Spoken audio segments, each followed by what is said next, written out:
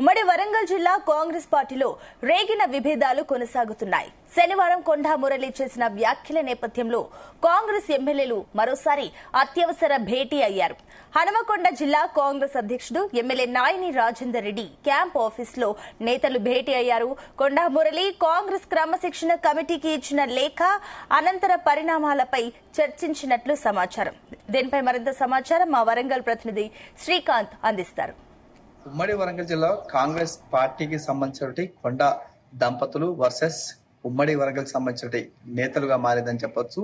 ఇటీవలి కాలంలో కూడా కొండా మురళి చేసినటువంటి వ్యాఖ్యల నేపథ్యంలో ఇటు ఉమ్మడి జిల్లాకు సంబంధించినటువంటి ఎమ్మెల్యేలు అదేవిధంగా ముఖ్య నేతలు కూడా అత్యవసర భేటీ కావడం జరిగింది. ఈ నేపథ్యంలో కొండా మురళి పైన కూడా ఫిర్యాదు చేసేందుకు పిసిసి సంబంధించి నేతలు కలవడం, అదేవిధంగా గాంధీ భవన్ కి అయితే లేఖ రాసినటువంటి పరిస్థితి కనిపిస్తుంది. ఈ క్రమంలో ఇటు కొండా దంపతులు వర్సెస్ ఎమ్మెల్యేలు అన్నట్లుగా తీరైతే మారింది. ఈ క్రమంలో కొండా మురళి నిన్న గాంధీ భవన్ కి అయితే వెళ్ళడం జరిగింది. వెళ్ళినటువంటి క్రమంలో అక్కడ ఉన్నటువంటి క్రమశిక్షణ కమిటీకి అయితే కూడా పూర్తి స్థాయిలో ఒక లేఖనైతే రాయడం జరిగింది. అందులో ప్రధానంగా కాంగ్రెస్ పార్టీకి సంబంధించినటువంటి కడియం శ్రీహరి చేరిన తర్వాతకే సమస్యలు వచ్చాయంటూ కూడా లేఖలో పేర్కోవడం, అదేవిధంగా స్థానికంగా ఉన్నటువంటి ఎమ్మెల్యే నాయన్ రాజేందర్ రెడ్డి టార్గెట్ చేసుకుని ఇక్కడ సెటిల్మెంట్లు చేస్తున్నాడంటూ కూడా లేఖలో పేర్కోవడం, అదేవిధంగా పరకాల నియోజకవర్గం ఉన్నటువంటి రేవు ప్రకాష్ రెడ్డి అదేవిధంగా ఇక్కడ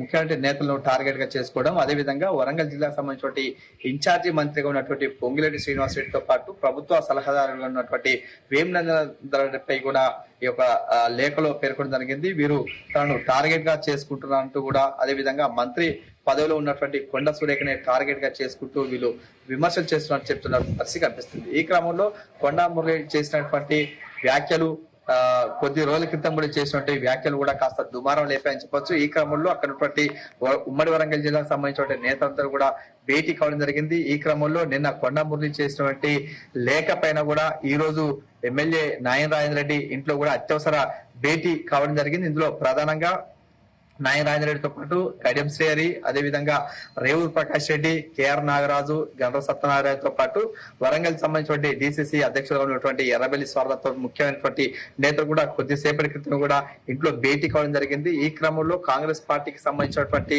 లేఖ, అదేవిధంగా కొండా మురళి వ్యవహారం, మిగతా సంబంధించినటువంటి వీటన్నిటిపై కూడా కూలంకషంగా కూడా వీరంతా కూడా చర్చించుకునే అవకాశం కనిపిస్తుంది. ఈ క్రమంలో కాంగ్రెస్ పార్టీకి సంబంధించినటువంటి నేతలు కూడా మరొకసారి అత్యవసర భేటీ కావడంతో కూడా ఏం జరుగుతుందని చెప్పి వేచి చూడాల్సిన పరిస్థితి కనిపిస్తుంది. ఎందుకంటే ఇటీవలి కాలంలో పిసిసికి సంబంధించినటువంటి గాంధీ భవన్ పిలిపడం జరిగింది.